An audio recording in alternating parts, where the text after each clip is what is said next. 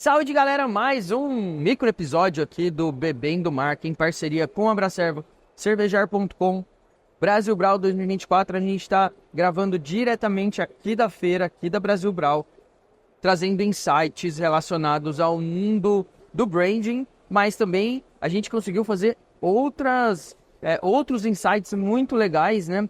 A gente conversou com bastante gente de vários países, a gente conversou com americano, sueco, argentino.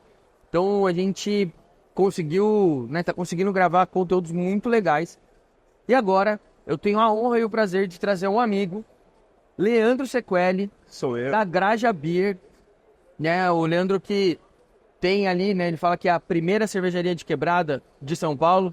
Oficialmente a primeira como marca. Antes da gente existia um pub no Complexo do Alemão, no Rio de Janeiro, do Marcelo. Esse rapaz até faleceu na pandemia de Covid, mas ele não era uma marca oficial, ele era um projeto cervejeiro dentro da comunidade. Mas oficial como marca, com distribuição, a gente é a primeira. E a Graja Beer, para quem não conhece ainda, vale a pena visitar o Grajaú. O Leandro faz um trabalho muito legal mesmo. Elas têm um bar bacana demais, música muito boa. E, cara, começa contando um pouquinho, né? Pra quem já ouviu de Papo Cavé, já ouviu um pouquinho da sua história. Mas, assim, só pra acelerar, como você foi parar na cerveja? Maravilha. Em primeiro lugar, obrigado pelo convite. Estou muito feliz de estar aqui na feira. Obrigado à Abracerva, obrigado à Brasil Brau e principalmente obrigado a você, Júnior, pela conversa e convite. Meu contato com a cerveja foi bebendo. Então, qual que é a grande ideia da Graja Beer? Um grupo de amigos cervejeiros não, consumidores de cerveja, professores, educadores, sempre se reunindo numa mesa de bar para falar sobre impacto, música, arte, transformação social. Tivemos um estalo e falamos, porra, sempre estamos bebendo cervejas de grandes grupos e por que não existe uma cerveja nossa, uma cerveja feita por quem gosta, por quem está na correria, por quem está no front. E que essa cerveja possa também ter um impacto nas nossas causas, nas nossas propostas sociais, filosóficas e políticas. Então o primeiro contato com a cerveja foi justamente bebendo, mas com esse senso crítico de, porra, tá aí um lugar que não existe, uma cerveja de periferia que fale com a nossa gente. Então foi o primeiro contato. E aí, daí como é que foi a evolução disso? Como é que foi disso pro primeiro bar? Porque vocês estão no terceiro bar, certo? Terceira casa, mas aí a história é meio maluca. Bom, sem nenhum conhecimento, somente com uma vontade, entrou um pouco dessa ideia. Como é que faz cerveja? Não fazemos ideia. O que é cerveja? Não sabemos muito bem. Sabemos beber, mas não sabemos o que é cerveja. Pegamos cartão de crédito emprestado, fomos para campo. Estouramos, eu e o Edmárcio Perninha, que acho que você conheceu também, Sim. estouramos 4 cartões de crédito para saber o que é cerveja. Íamos em tudo que era pub, tudo que é bar que a gente conhecia, bebia, trocava ideia com o gerente, com o dono, com o pessoal da brigada e ia entendendo um pouco mais esse universo da cerveja. Até que ficamos amigos de alguns gerentes, alguns donos de marca e começamos essa iniciativa de criar uma cerveja. A primeira foi um white label, depois começamos a produzir, desenvolvemos uma receita. Até hoje a gente aprendeu o que é cerveja de fato e começar a criar. Hoje a Graja Beer tem 16 rótulos, migramos de um bar, um pub, com 80 lugares para uma casa que na pandemia a gente decidiu mudar, uma casa de 120 lugares, e hoje a Graja Beer está numa casa de 2 andares, com 250 lugares sentados ou 500, 600 lugares em pé, uma coisa meio maluca. Cara, e você, assim, o que eu acompanho é que você consegue, de fato, uma das coisas que a gente fala no branding é a capacidade que as marcas podem ter de senso de comunidade, de trazer, né, a comunidade, criar uma comunidade e fazer com que essas pessoas virem fãs e, cara, conta um pouco disso, porque eu acho muito legal o que você faz, cara. Você leva comédia, você leva música, você leva cultura, né, arte. Então, fala um pouco disso, cara. Como é que é essa relação da Graja com a comunidade? Eu acredito que uma criação de uma marca, uma estratégia de branding, ela pode se relacionar ao associar a marca um nome a um grupo social ou a um grupo de interesse. Então, por exemplo, uma marca de roupa com streetwear. Então, você vai criar uma campanha de marketing direcionando aquela marca, independente do nome, aquele público, através de imagem, através de músicas. Mas também tem uma outra forma, que é a forma que a Graja acredita e faz, que é de identidade e afinidade. Então, é um pouco óbvio, mas nós criamos uma marca chamada Graja para o Grajaú. Então, toda a nossa primeira comunicação falava com o Grajaú. O rótulo da primeira cerveja é a foto da avenida principal do bairro. A segunda cerveja é um rótulo tipográfico com o nome de 23 dos 93 bairros do Grajaú. E depois a gente avançou para uma série chamada Ancestralidade, que inclusive tivemos o apoio de uma cervejaria que eu não sei se você conhece, chamada Cervejaria Voz. Por acaso essa latinha aqui, né? É bem bacana. A Voz, quem não conhece, a Voz é uma cervejaria bem bacana. E a Ancestralidade, ela é um passo a mais em a imersão do branding da Graja Beer. Identidade com o que a gente entende que são as camadas de invisibilidade social, porém de potência no Brasil. 56% da população se entende como negro pardo e que a cerveja não necessariamente comunica com eles. Então, através de imagens, artes, artistas, linguagem, a gente busca conhecer e conversar com essa galera. Então, a nossa ação, ela vai muito por essa via. Tu fez uma outra pergunta aqui, eu não lembro. Não, eu tô falando do senso de comunidade, que vocês conseguiram criar através... Você falou sobre comédia e tudo mais, perfeito. A nossa atuação imagética, ela vai de encontro com a proposta de como disseminar a cultura cervejeira para um público que não conhece. Então, beleza, nós falamos para o morador do Grajaú que existe um produto do Grajaú. Mas beleza, essa pessoa ainda tem preconceito. Ela acha que cerveja artesanal é cara, não estereótipo, né? A ideia inicial é de que é uma cerveja cara, elitizada, não é acessível para ela e é amarga, que no paladar de uma pessoa que não conhece, o amargor ainda é ruim. Então, uma das formas de apresentar isso é não pela cerveja. Então, nós criamos um bar, que é um centro de arte, cultura e educação, quase uma embaixada do Grajaú, onde nós levamos stand-up comedy, forró pé de serra, baile black, funk, desfile de moda, lançamento de livros. E quando essas pessoas vão pela arte, elas consomem cerveja artesanal. Bebem, gostam, veem que aquela cerveja não é nem amarga e nem cara o suficiente que ela não possa pagar. Chegam em casa, tomam uma outra tradicional e falam, porra, por que essa cerveja não tá tão legal quanto aquela do bar? E aí a gente jogou a isca e o pessoal acabou sendo fisgado, né? E essa é a estratégia. Como é que tá hoje de portfólio? O que vocês têm de cerveja hoje? Depois da pandemia, nós acabamos não investindo nas cervejas de linha, então a gente acabou sempre fazendo colaborativas. A nossa última collab, ela foi com a Cervejaria Nacional. Lançamos uma Brazilian Pale Ale em homenagem ou memória à Pedra do Sal, que é esse marco fundamental que surge o samba no Rio de Janeiro. Quando a galera sai de África, escravizada para a Bahia, eles migram da Bahia para o Rio de Janeiro e lá eles formam uma comunidade na região do Porto, que é a Pedra do Sal, e aí se surge uma série de culturas boêmias, culturas da capoeira, do afoxé, do jongo e do samba. O samba é fundado na Bahia. Essa é a nossa última collab. Agora a gente está para lançar uma nova, que vai ser, se tudo der certo, uma Session IPA com cambuci, fruta nativa da nossa região, com a Juan Caloto.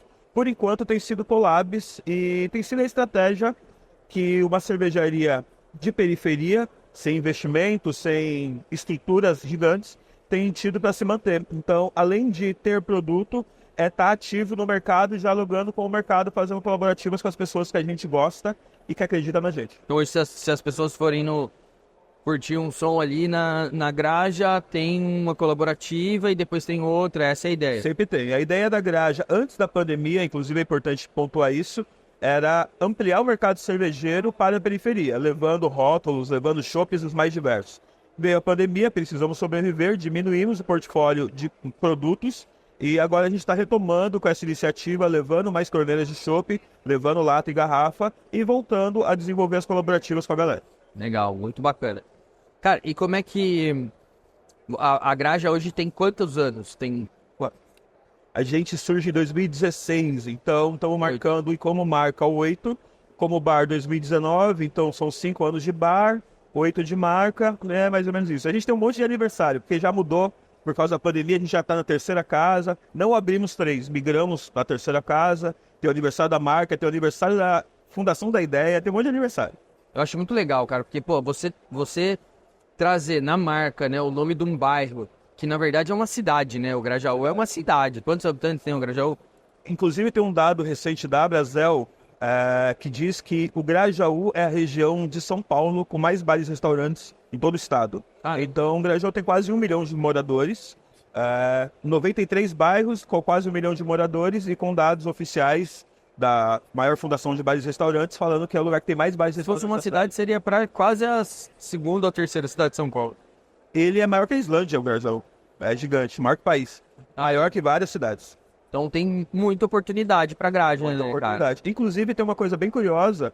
Acabou de ser inaugurado o Aquífero Grajaú, que é o primeiro transporte aquático de São Paulo. Ele fica na nossa região. Então, tem um interesse do poder público, de alguns vereadores, alguns políticos, em cada vez mais investir dinheiro e movimentar o turismo via água e todo o seu marco, mas com esse potencial de natureza, tanta gente, tanta economia sendo desperdiçada porque ainda estamos à margem da sociedade. Tem paradas? Como é que é? Ele vai de onde até Por enquanto, ele vai do Grajaú até a região da Pedreira, que ele, em 20 minutos, ele faz um trajeto que antes a gente levava 1h15. de cabo? De cabo. Caramba, velho. Legal. Mas ele vai ter alguns outros pontos. Então, é o primeiro, ele já está inaugurado, já está rolando, mas ele é uma novidade da cidade, né? Uma novidade de mobilidade urbana, né? Que é um dos problemas maiores da cidade. Legal. Bom, tem muita gente que tá começando nesse mercado que assiste a gente, tem muita cervejaria que já tá aí. O que você falaria pro Leandro de 2016? Né, assim, pô, cara, que você aprendeu que você poderia falar pro Leandro de 2016 que talvez pudesse fazer algo diferente, se é que tenha algo que você aprendeu aí com o tempo, cara? O que eu diria pro Leandro de 2016 é, você não tá maluco. A gente tem, a cada 10 oportunidades que nós desenvolvemos, uma se concretiza e as outras 9 acabam entrando nesse lugar de vamos se falar depois, manda e-mail, manda uma carta, manda um telegrama e a gente vê o que faz. Mas a cada 9 negativas, a positiva comprova a existência e o quão é importante o nosso trabalho. Então, até hoje mesmo na feira, conversando com algumas pessoas já de grandes grupos, a gente comprova que o futuro da cerveja no Brasil é para o povo. E não fazer uma cerveja para o povo. Então, a gente fala com negritude, a gente fala com mais LGBT, mais pessoas que estão fora dessa camada de cerveja, a gente está falando com o povo e esse povo é o público-alvo da cerveja no Brasil. Então, no ano de 2016, vai ser difícil ele desistir. A cada 7 dias da semana você vai querer desistir 6, mas ainda assim vale a pena, porque estamos construindo uma história que não é para agora. Eu sempre me pego um pouco nesse ponto. O bar mais antigo em atividade é na República Tcheca, que é de 1499, e a marca mais antiga em atividade constante é de 1040, na Alemanha. Então a gente está construindo no Brasil uma história que é um bebê ainda, que tem um potencial fodido aí de 20, 30 gerações à frente. Então a gente está apanhando hoje para a próxima geração apanhar um pouquinho menos, até chegar no lugar que o pessoal vai sorrir. A gente agora ainda sorri de maluco, mas... Cara, continua, velho. Já te falei, eu acho que quando eu posso, né, eu quero estar sempre envolvido com vocês, quando eu consigo, quando eu posso. A gente já fez aí umas 4 cervejas, 5 cervejas? Por aí. Juntos, continua, acho que tem muita verdade, né? Tem muita gente que não consegue ter toda essa verdade que vocês têm, então é importante você manter isso forte. Imagino que os seus desafios são bem difíceis, assim como, né, o desafio o meu e de muitas outras marcas, mas continua com a sua verdade, acho que tem um potencial muito, muito grande. Continua com a sua postura, né, de cobrar também o mercado, cara, acho importante, né? Você é um cara que puxa o mercado para se atentar à diversidade, enfim, né? Você levanta a sua bandeira, acho isso importante e continua com a cerveja, né, cara? Acho que nunca mantém essas collabs, quando você puder ter cerveja, foca nisso também, porque eu acho que você já tem uma marca muito forte e quanto mais você focar na cerveja, mais você vai ter experiências diferentes lá para sua comunidade, né, para os seus clientes. Uma coisa, Júlio, que eu queria comentar é justamente sobre o Bebendo Marca, mas não o podcast, mas a ideia, né? Quando você fala sobre a verdade, sempre parece que eu sou um chatão que está falando sobre inclusão, ESG, mas não é só isso. Se você pegar as grandes marcas no mercado, Louis Vuitton, por exemplo, ela migrou para um caminho de falar sobre cultura urbana, sobre diversidade. Eu não lembro o nome do cara, mas antes do Farrell, que hoje é o diretor de criação, tinha um outro cara que era um ícone dentro da moda, desenvolvendo essa comunicação entre a comunidade e a cultura urbana, e uma grande marca, uma marca de alta costura. Então, se você pegar exemplos como Nike, como a Jordan, que é uma marca associada à Nike, e uma série de outros exemplos o hip hop, a cultura urbana, a cultura negra, mas não só isso, a diversidade, que é tido muitas vezes como um parêntese dentro de um mercado, na verdade ela sempre foi a potência. O rock foi criado por pessoas negras, a música eletrônica é uma criação de pessoas negras, o esporte ele é dominado por pessoas negras. Então, o mercado cervejeiro, olhar para isso também, não é só uma camada de inclusão. A gente não está pegando os coitadinhos e trazendo. A gente está falando de números, estamos falando de potência, estamos falando de economia. A economia das pessoas... Mas peraí, a verdade que eu falei de... Não tô te criticando, não. Não, é que a verdade que eu falei é de continuar sendo a cerveja do bairro, cara, e levando cerveja pro Grajaú. Não sei se ficou claro que você falou do... Não, lógico, o ponto que eu tô trazendo é para o mercado. É importante o mercado entender que essa verdade é uma verdade que, além de... No nosso caso, nós temos uma busca de impacto social. Mas, além do impacto social, esse impacto ele também reverbera em mercado. Então, o que eu costumo falar para o mercado? Você quer vender mais? Fale com mais gente. E onde estão essas outras pessoas? Então, a nossa verdade, elas são duas. Uma verdade que o mercado ele vai crescer quando ele falar com mais pessoas, e a outra verdade de que a nossa ação, ela impacta muitas vidas. Cara, uma coisa assim que eu, né, tocando nesse assunto de diversidade, cara, eu acho assim, cara, eu quero ver você aqui falando da Grajaú e da sua cerveja. É importante. Eu acho que tem, cara, legal. Eu tô te elogiando. Acho que você puxar essa bandeira, até pelo seu jeito, cara. Você é um cara que articula bem. Mas eu quero ver cada vez mais você e outras pessoas falando da cerveja, falando do seu trabalho, falando do trabalho que você faz. Eu acho que continue puxando o bonde da diversidade, mas não deixe de puxar o bonde da sua marca e da sua cerveja. Sim. Sabe, eu quero ver você ali falando da sua cerveja. É o Leandro eu já te falei isso fora do ar e eu tô falando de novo. Eu quero ver isso. Eu acho que essa é a cobrança que tem que ter também.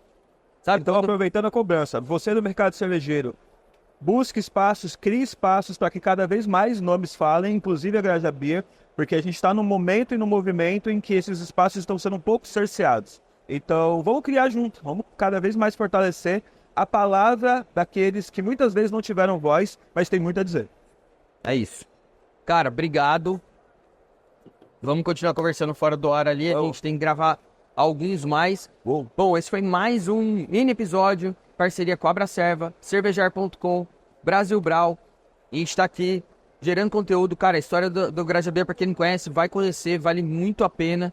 O Leandro tá aí, é um cara que entende, né? A gente tava falando há pouco de política, o que é fazer política, e ele faz a política de um jeito muito bacana. E eu quero deixar de novo esse recado que fique claro. Quero ver cada vez mais você falando da Graja como marca, da Graja como exemplo de bar, da Graja como cerveja. E sem você deixar de, obviamente, levantar suas bandeiras. Vamos juntos, você é quase nosso padrinho, vamos fazer. Saúde e até a próxima. Valeu!